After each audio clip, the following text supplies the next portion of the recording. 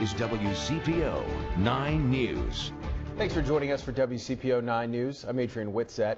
Here's a look at some of today's top stories. An update about a shooting that injured a Covington police officer and another man after a traffic stop.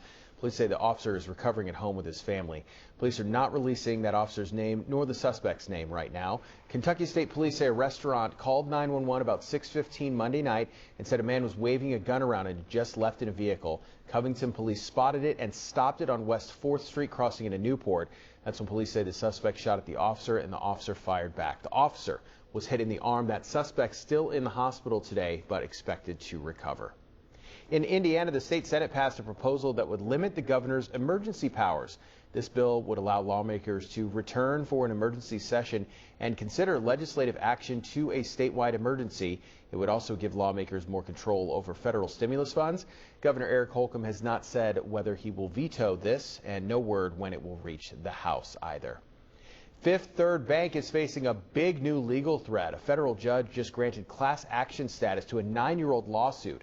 Fifth Third Bank is accused of misleading customers over the interest rate they paid for cash advances between paychecks.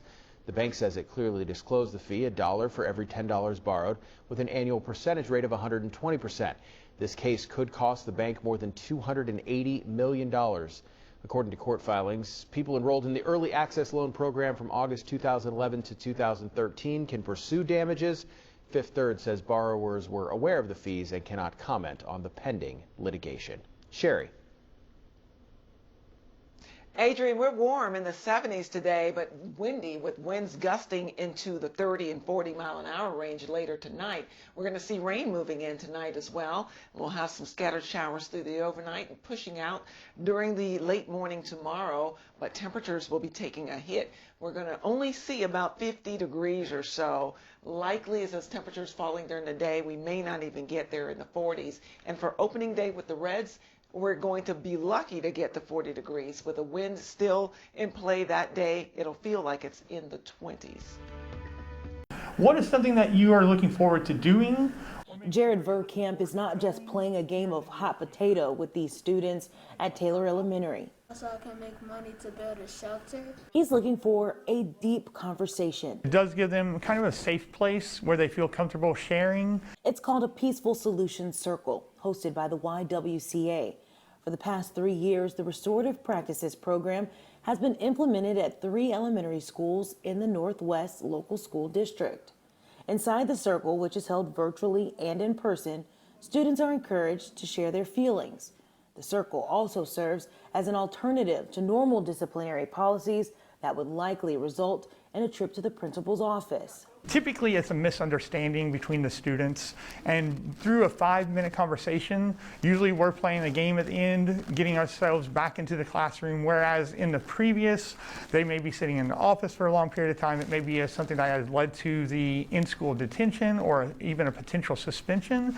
So far, the district has held more than 5,000 circles and already this year served nearly 2,000 students. Taylor Elementary Principal Lori Reilly says the program is right in line with the social and emotional work her faculty is already doing with students. Even in elementary school, if that's the pattern that you start with, not participating, not kind of taking ownership of your learning, your grades are failing, that's just going to continue along. Typically, you start to see some discipline issues, and then you get right into that pipeline to prison idea. At Taylor, there's even a chill zone room where students can take a moment to think about their feelings and their actions. From our morning announcements to the circles that we do, the conversations we have, we do emotional check-ins. So each day, everyone tells everyone how they're feeling and where they are. So we know how to follow up with a student. Hoping that the follow-up will keep them focused on positive and peaceful interactions. In Colerain Township, Whitney Miller, WCPO 9 News. Longtime Red season ticket holder Casey Green can't wait until opening day. It's going to be like heaven. I think we're going to see a lot of people at the ballpark more excited and more pumped up than ever. There's going to be less people that are busy socializing and more into the game. With Great American Ballpark capacity set at 30%, there will be roughly 12,000 fans. However, Reds President and Chief Operating Officer Phil Castellini still expects plenty of noise. It's not going to feel like the 45,000 opening day normally feels like, but I can promise you, having sat through all of the 30 games last year, and if not for our grounds crew doing such a great job of making noise, so that 12,000 fans in Great American is going to sound like a roar, and certainly to our players, and I know they're looking forward to that energy. That energy will accompany new health and safety measures across the ballpark. It will have plenty of signs emphasizing masks, social distancing, and hand washing. You're going to see our people reminding you of all the safety protocols. And we're also trying to do as touchless as possible. So converting to all digital tickets, cashless. You won't see hawkers in the stands. When you come into the building, you'll see us, the stickers on the ground like you see in other points of retail today. Stadium seats are assigned in pods of 2, 4, or 6 to allow for social distancing. That impacted season ticket holders whose seats often had to be relocated.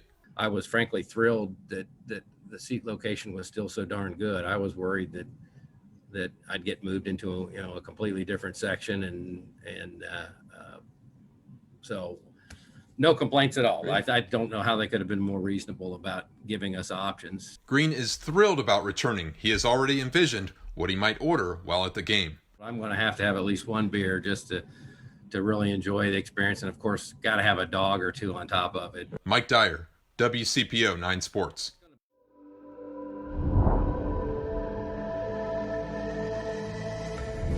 President Joe Biden has unveiled his first list of judicial nominees. It contains 11 names, including some who would break new ground if confirmed. Among the nominees are 3 African-American women and 1 candidate who would become the first Muslim-American federal judge in American history. Biden's administration pledged early on to seek diversity in judicial nominees. 2 companies that teamed up on a COVID-19 vaccine are now promising to get more doses out to the public. Pfizer and BioNTech say they are now hoping to manufacture 2.5 billion doses of their vaccine by the end of this year. This as the U.S. continues its push to get people vaccinated. As of yesterday, more than 95 million people have received at least 1 dose.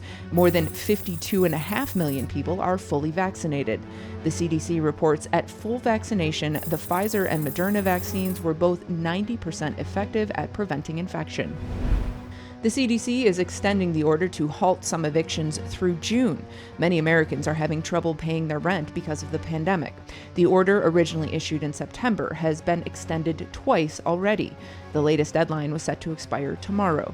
The CDC says evictions could hinder efforts to slow the spread of COVID-19, but landlords say the order puts the burden on property owners.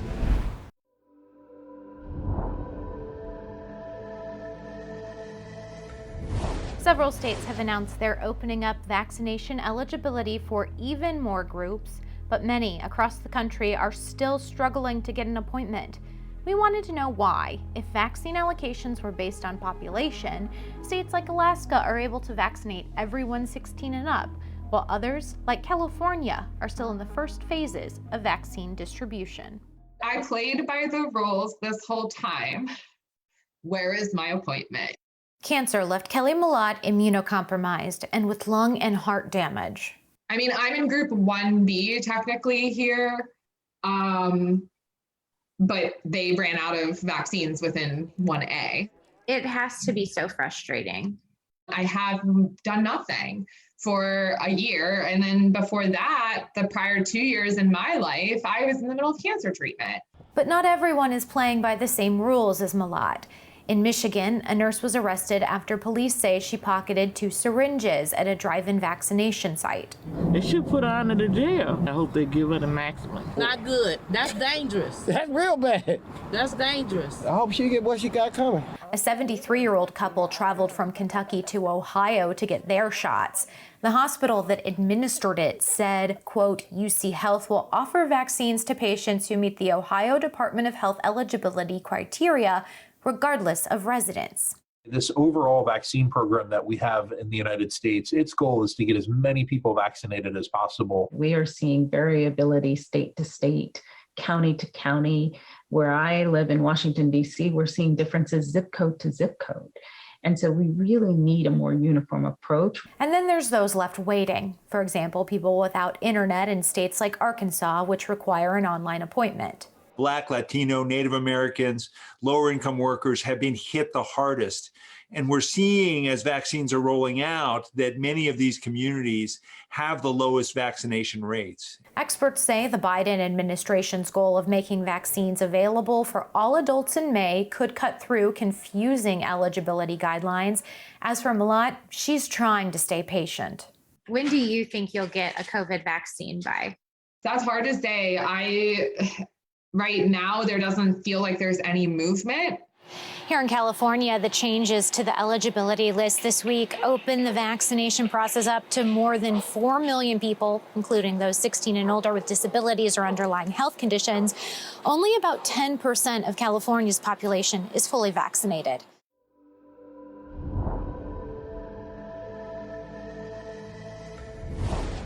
For the second year in a row, the deadline to file federal income taxes has been extended due to the pandemic. I'm not an expert, but we spoke with lots of them and asked, what does this extension mean for taxpayers? The IRS extended the time not only for tax return filing for individuals, but also the time to pay that income tax on April 15th. You now have until May 17th. But no need to worry. It's not expected to cause a delay in refunds. I think that, the IRS is going to continue processing returns as quickly as they can. It's important to note that the new deadline only applies to federal tax returns, not state ones. But some states have been given a little extra time. Because of the recent winter storms, Louisiana citizens now have until June 15th, and also Texas and Oklahoma. And the new deadline doesn't include quarterly tax payments for small businesses. That deadline for small business owners is still April 15th.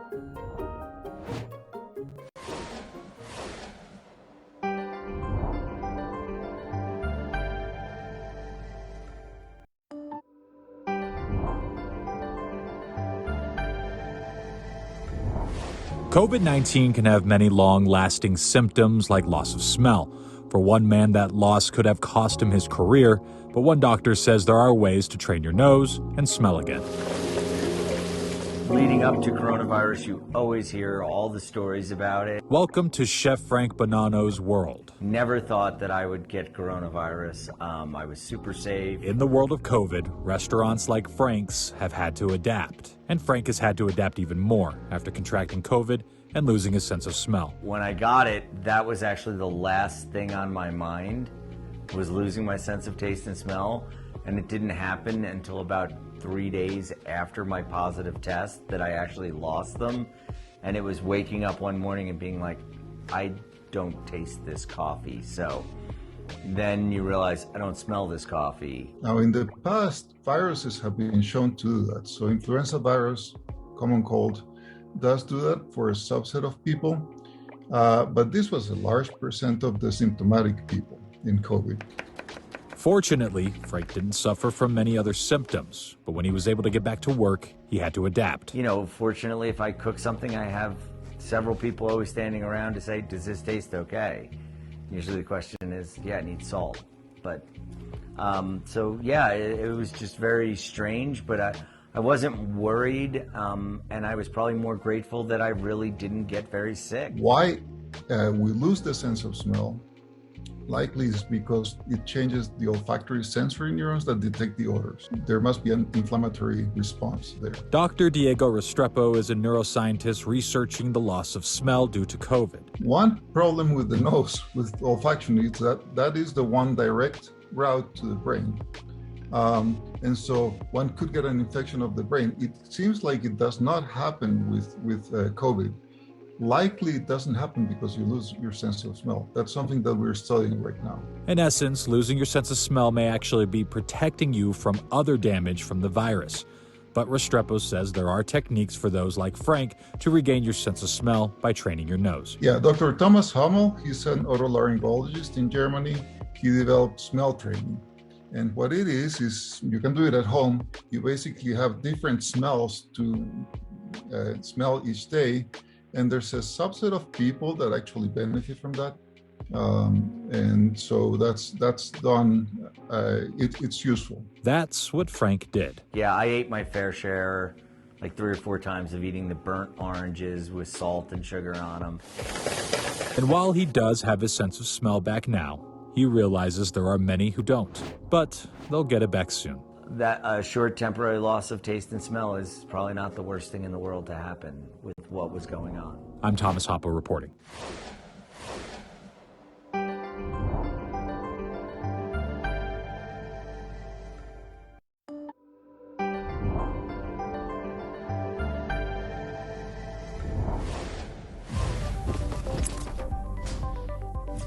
The pandemic changed a lot about life, including how we date, and matchmaker Susan Trombetti says some of those changes aren't going away anytime soon.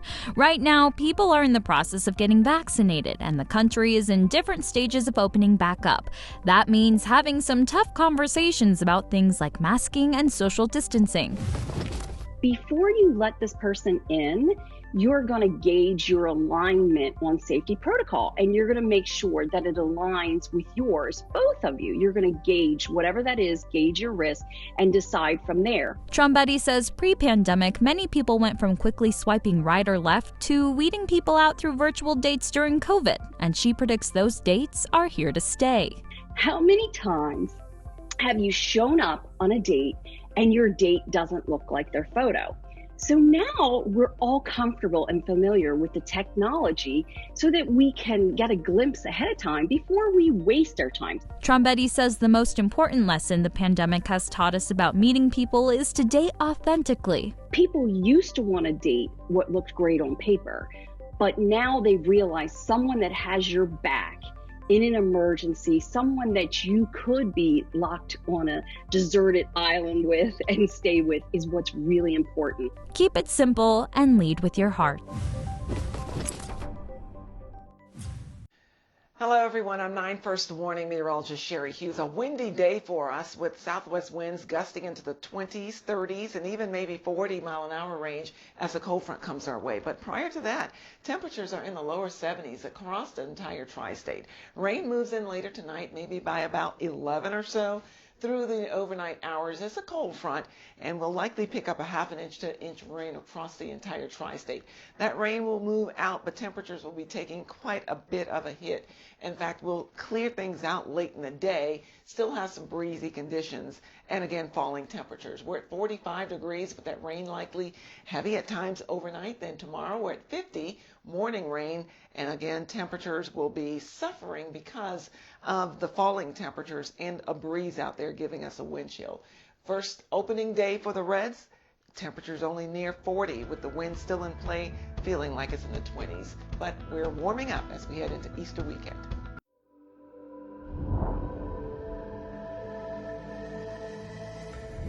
This year, millions of women in this country will suffer from some form of hair loss, and African American women often have a harder time finding wigs that match their own hair. Empty chairs at salons across the country filled up fast once lockdowns were lifted. Patricia Wixon saw it firsthand. It is a normalcy thing. All women will talk about it who come in. For 30 years, she's been a hair replacement specialist. This year, though, she has noticed more women dealing with hair loss. Some of it, she says, is just from the stress of the pandemic. No one knows what to do. They're really terrified because they don't know where it will stop, the shedding, how it will continue. It's stressful. About 30 million women in this country are dealing with some kind of hair loss. Some of it is from the pressures of COVID. Other times, though, it's from chemotherapy. For a woman, there's always a second look.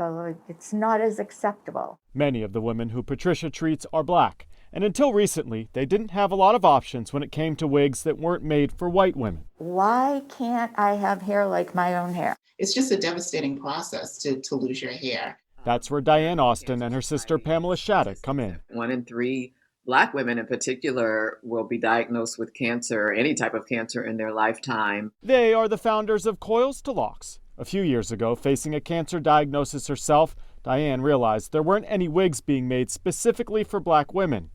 I think it's definitely an unconscious bias and sort of a lack of understanding that there's a different market out there. So these two sisters started making wigs themselves, ethnically inspired wigs, curly, natural hair. The wigs are now being sold in hospitals all over the country, most covered by insurance. You want to look in the mirror and just feel like you have some control over all of these physical changes that are happening. In the last 20 years, despite a universal drop in mortality rates, there's been a rise in the number of African American women with breast cancer, at an almost 42% higher rate than that of white women, making these wigs all the more important. There are patients who oftentimes will not take chemotherapy because they're afraid of losing their hair. As for Patricia Wixson, she no longer must alter wigs for her black clients. Instead, they now have dozens of natural choices to pick from. You're just not hung up and held back by some of the things that you were held back on. And so women are thinking, this is who I am. This is who I want to be. Helping women feel beautiful both inside and out, one hairdo at a time. I'm Chris Conti.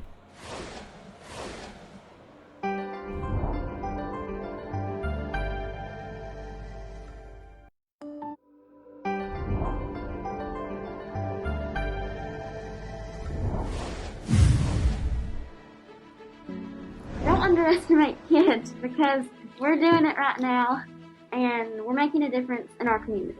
A group of 5th graders in Kentucky are proving there's no age requirement when it comes to doing good.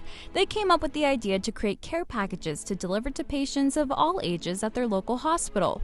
It comes with a message from our team, a coloring book, an activity book. We have a stress ball, 2 sharpened pencils, and a pack of crayons. Since November, they have delivered more than 160 packages. As a Cub Scout, we like to help others. This 9-year-old Cub Scout in Michigan started a project to help foster kids. It's a cause close to his heart since he was a foster child once. During his free time, he stocks boxes with necessities for foster kids like blankets, clothes, stuffed animals, and more. Who doesn't love a great deal? And for one high school student in Ohio, bargain hunting has become a way to help people in need during the pandemic. She's using the art of couponing as a way to give back to shelters. Really happy that it's going to a good use, and I'm glad that people are happy that I'm doing it. Over the last month, the teen has purchased more than $700 worth of toiletries, beauty products, and other items, all for free, thanks to the coupons and rebates she used. And she's giving it back to people who need it the most. It's just been a tough year, and I think people like her are kind of a shining light for us.